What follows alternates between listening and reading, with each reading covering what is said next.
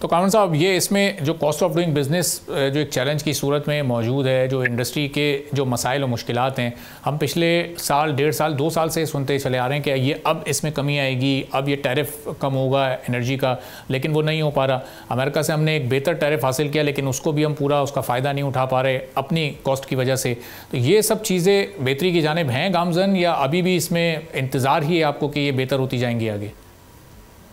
Sir, ये बेहतरी की तरफ गामजन थी, लेकिन अभी आके रुक गई हैं। और अब हमें खदशा है कि दूसरों की सज़ा हमें मिल रही है। मसलन आपका काइबर 22% तक गया, अब 11 पे आया है। अब सिंगल डिजिट में आ जाना चाहिए, अब वो सिंगल डिजिट में आ नहीं रहा, जबकि इंडिया, बांग्लादेश, वियतनाम, चाइना, ये सब सिंगल डिजिट में हैं। इनकी इंटरेस्ट रेट वाइज इनकी बिजली भी 7 से 8 सेंट के दरमियान में। हमारी बिजली एक दफ़ा 45 रुपए की सतह तक गई, फिर वापस 29.30-30 रुपए पे आई, अब कुछ 34-35 रुपए पे वापस चली गई है। गैस हमसे छीन ली गई है, बहुत महंगी कर दी गई है ताकि ग्रिड की ऑफ टेक हो।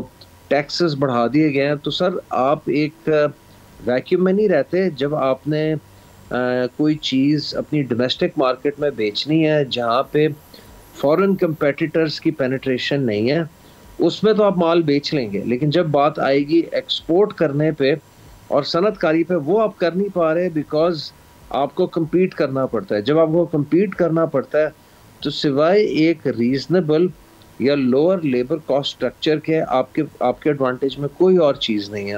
आप फाइबर, आपका इंटरेस्ट रेट दूसरों से ज़्यादा है, आपका बिजली का नर्ख दूसरों से ज़्यादा है, आपका गैस का रेट दूसरों से ज़्यादा है, आपकी टैक्सेशन दूसरों से ज़्यादा है। तो जब आप ये सारी चीज़ें फैक्टर इन करते हैं तो आप इनकम्पेटिटिव हो जाते हैं, या आपकी एक्सपोर्ट स्टैग्नेंट हो जाती है और आपको सिर्फ उतना बिजनेस मिलता है जो अमेरिका चाइना तजारती जंग के बाद या बांग्लादेश के अनरेस्ट के बाद कुछ आपके पास स्पिल ओवर आया, जिसकी वजह से आपकी टेक्सटाइल एक्सपोर्ट सिर्फ एक ऐसी उम्मीद की किरण है जो आपकी एक्सपोर्ट बढ़ा सकती है, और मजीद मौजूदा स्टेज से जो 2 साल बाद इम्प्रूवमेंट आई है।